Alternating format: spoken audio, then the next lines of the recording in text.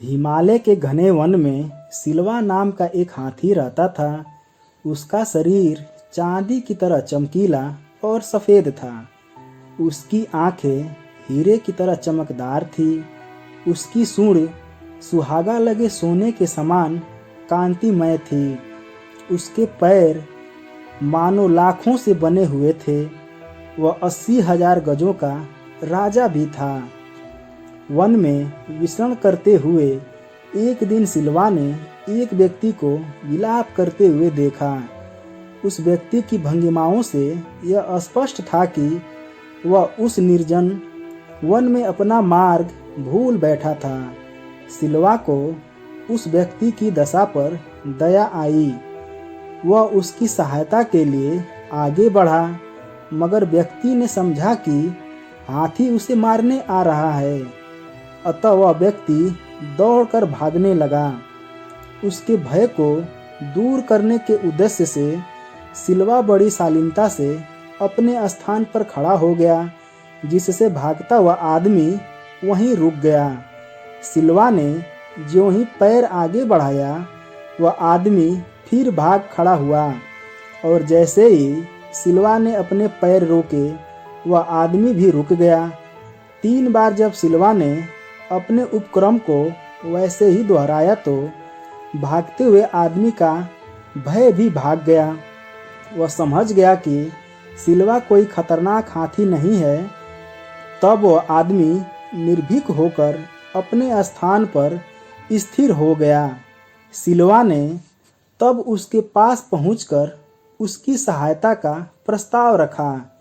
आदमी ने तत्काल उसके प्रस्ताव को स्वीकार कर लिया। सिलवा ने उसे तब अपनी सूंड से उठाकर अपने पीठ पर बैठा लिया और अपने निवास पर ले जाकर कई प्रकार के फलों से उसकी आव भागत की।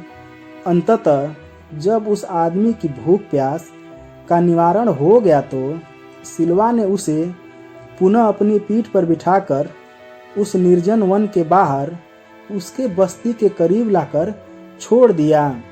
वह आदमी बहुत बड़ा लालची था।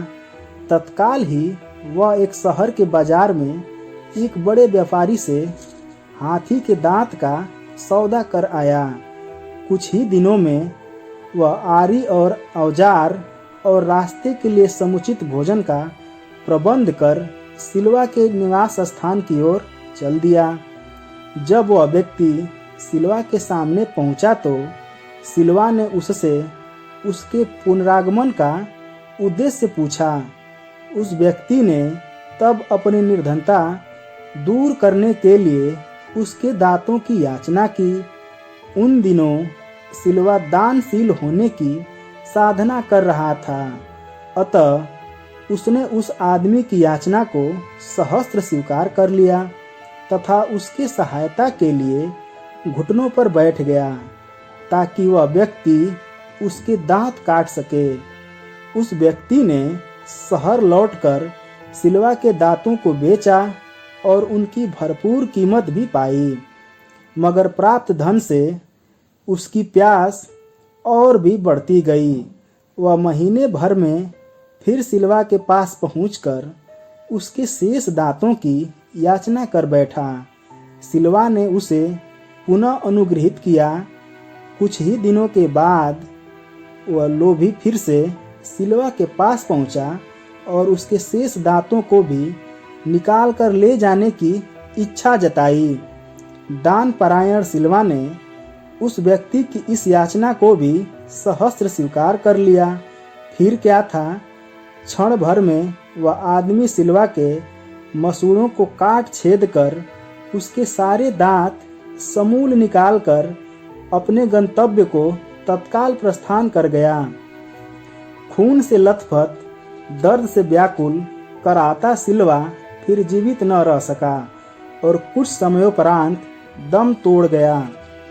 लौटता लोभी जब वन की सीमा भी नहीं पार कर पाया था, तभी अचानक धरती फट गई और वह लालची आदमी काल के गाल में समा गया। दोस्तों, इस कहानी से हमें यह सीखने को मिला कि जीवन में हमें कभी लालच नहीं करना चाहिए, बल्कि किसी चीज़ को हासिल करने के लिए ज़्यादा से ज़्यादा परिश्रम करना चाहिए। दोस्तों, आपको यह कहानी कैसी लगी कमेंट करके बताइएगा।